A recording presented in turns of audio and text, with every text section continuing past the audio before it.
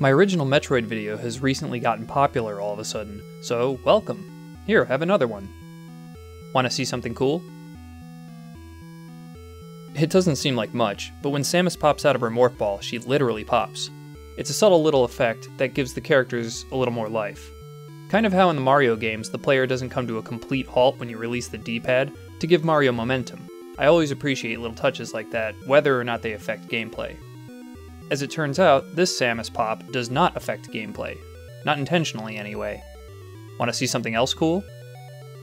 If you happen to be inside a platform when you do this maneuver, your vertical position will jump up by a tiny bit.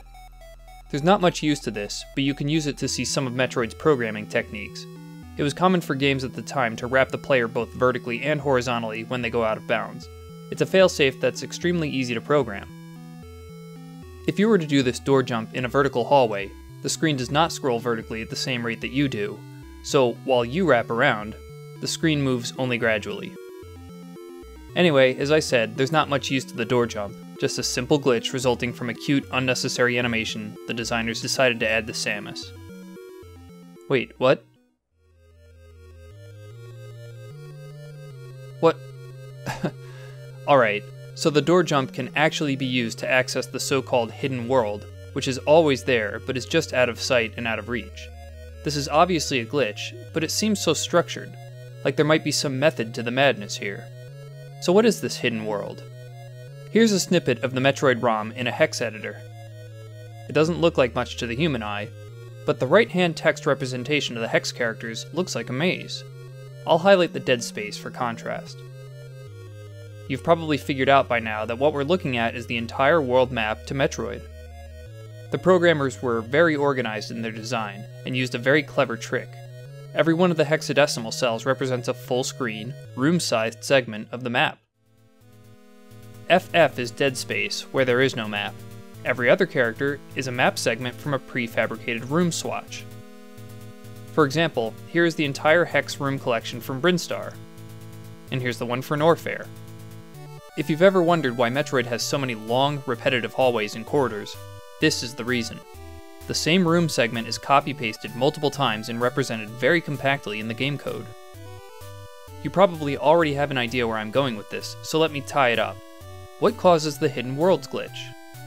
Well, Metroid has a number of elevators scattered throughout that you use to transition between the 5 different zones of the game. The elevators don't exist merely for dramatic effect. While the player is riding them, there's a period where the entire screen is devoid of room blocks, giving the game the chance to switch both the game's palette and the room swatches. So a room or hallway piece that is tagged as 03 will display something different in Ridley's lair than it would in Brinstar or Turian. There is no way to travel between the game's zones without using the elevators, which allows the game to covertly swap out the room pointers, unless you reach a connected area using the door jump or some other unintended trick. This fully explains the hidden worlds. They are actually used map pieces that have not loaded their zone-appropriate map swatches. Here is a side-by-side comparison of the hallway at the very beginning of the game in Brinstar, versus what it would look like if you somehow crawled out of Kraid's lair without using the elevator. The room reference codes are the same, but the Kraid version is alien, if you'll forgive the pun. As a side note, there are entries in the room set that were designed but never used on the map. On the flip side, there are map cells that are designated as room pieces, but are inaccessible. Shout out to user SpookyBluke, who was inspired by my last video to create a Metroid password, which I used for the footage in this video. The double weapon flag explains why I have the ice beam with the appearance of the wave beam. That's it! I hope you leave this video enriched. I know there's nothing quite like analysis to sap the wonder out of a mystery,